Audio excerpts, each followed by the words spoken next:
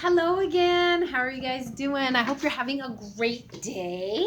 So, as you can see, it's still the same day here. Yay.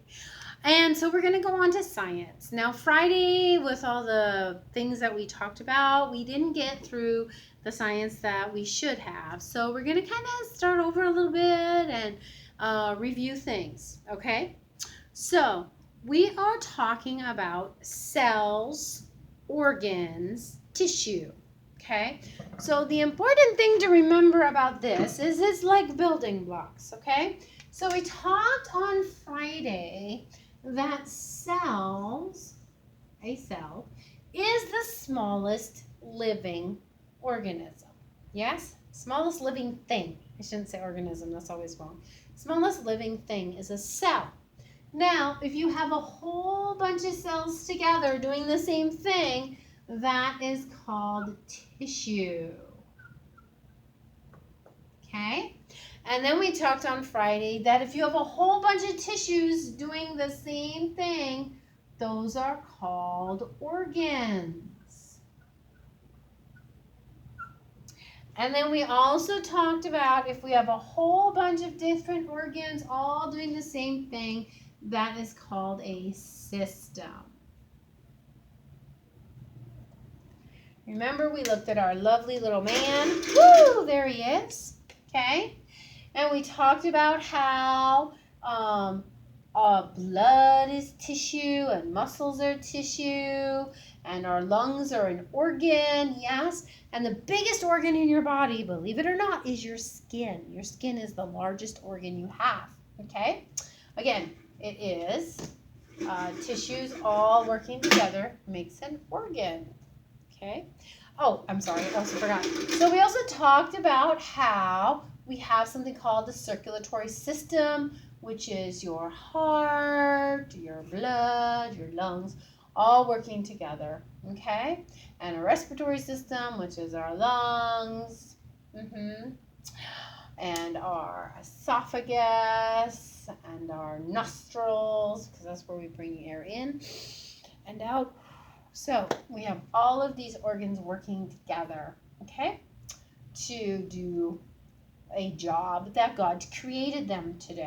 We also talked about the digestive system, how you eat something, chewing. So in your mouth is the beginning of the digestive system, the saliva chewing and breaking down the food, and then you swallow it down your esophagus, and then it goes into your stomach, which is here, and then it goes into your small intestines, where all of the nutrients are pulled out through your small intestines, and then goes into your big intestine, and then we talked about then it goes away.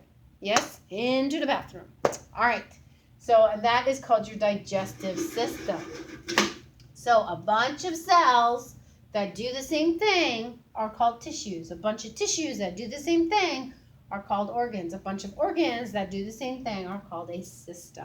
Yes? Remember? We talked about the nervous system, okay?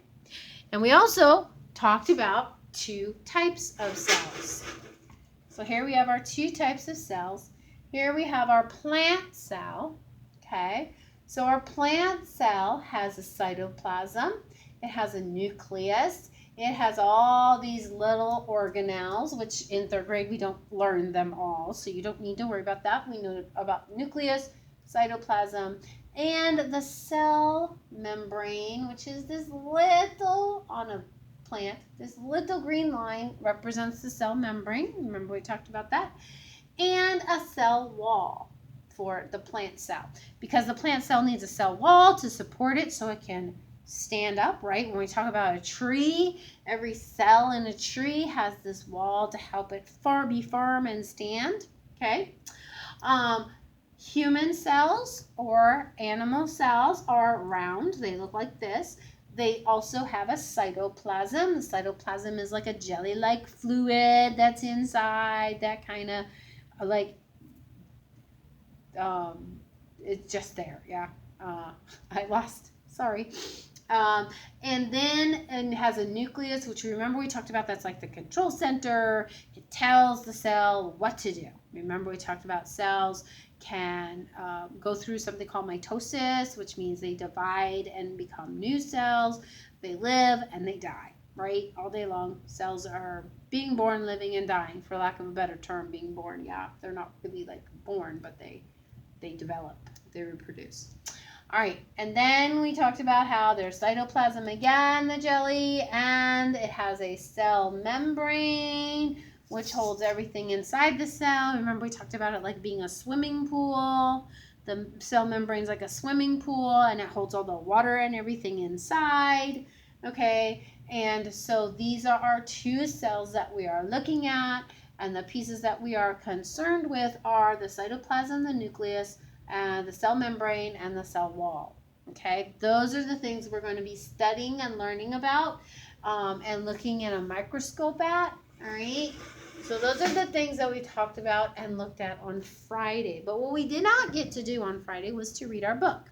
So please open your book to page 199. So this one's going to be a little bit different. We're going to read some of this together, okay? Are you ready? If you're not, pause the video, okay? Unlike in class, you can't have me stop talking. So pause the video and turn to 199. All right, so God has made all of this, the cells, plant cells, animal cells, the human body.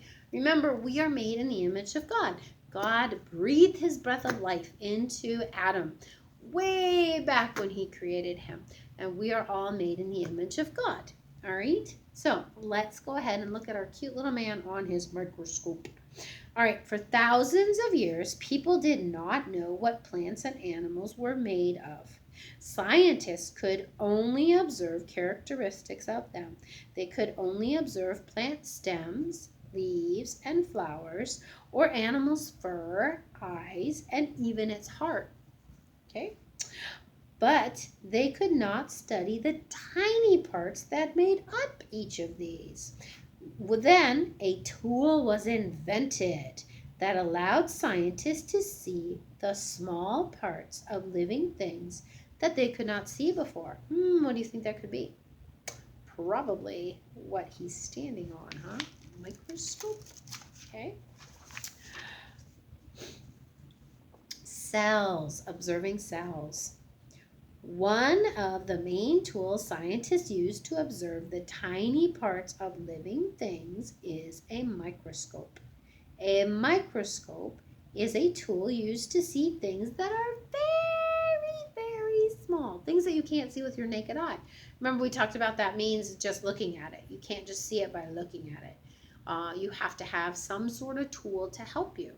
So some things in our solar system, which we just got done talking about, you can see just by looking. But some things you need a telescope, right? Well, this is the same kind of thing. If I look at a dog walking along, yes, I can see the dog's legs, I can see his eyes, I can see his ears, I can see his nose and his mouth, I can see his fur, his tail, all of these things I can see. But if I want to look deeper into what his cells look like, I need a tool to help me, which they developed called a microscope. Pretty cool. And we do use microscopes in 3rd grade. It's very fun. You get to see all kinds of exciting things. Okay? All right. So, about 350 years ago, an English scientist named Robert Hooke looked at a thin slice of cork under a microscope. So this is, cork comes from like a tree. Okay, we don't use it as much today, but it used to be used a lot. So like if you think of a cork board, it's that material. Okay.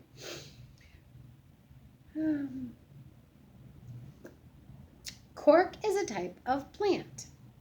He drew what the cork looked like up close. He wrote about what he observed. So if you look at the blow-up picture, yes, that is the cork. So this picture right here, this is the cork that he was looking at through the microscope. Now, if you come back to school and look at the cork on my cork board, you will see it does not look like this. But under a microscope, you can see the tiny pieces that make it up. Okay?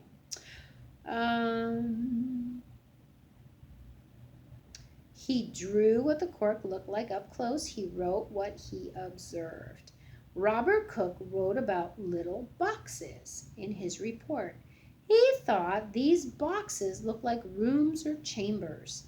He called these little boxes cells. That's where we get the name cells from Robert Hooke. Robert Hooke gave us the name of cells.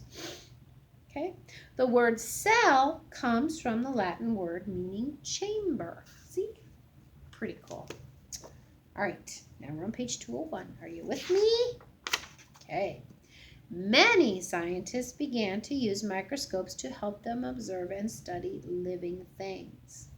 When they placed pieces of living material, such as a leaf, under a microscope, they could see tiny structures for the first time. Imagine how exciting that was. Over time, scientists observed that all living things are made of cells. Today, people in many jobs continue to use microscopes. Microscopes help doctors fight diseases. They help scientists know how to make unclean water safe for explorers and missionaries to drink. Okay? You can use a microscope to observe the tiny parts of God's creation around you. Perhaps one day, and you will use a microscope to solve a problem and help others. Well, I don't know about solving a problem, but we will be using a microscope in 3rd grade. And you might grow up to solve a problem that is around and help others. Because remember, God wants us to help others because we love them. They love us. It's all great. All right, that is our lesson for today. Again, it was just kind of to recap what we did not get through on Friday because of our other discussion, okay? So there's no worksheets or anything today. I just wanted to make sure that we understood about cells, that we remembered about cells, and that how cells, let's see if I can do this. There you go. Cells, a whole bunch of cells that are working together doing the same thing, create tissues. A whole bunch of tissues working together to do the same thing, create organs. A whole bunch of organs that work together to do the same thing are systems.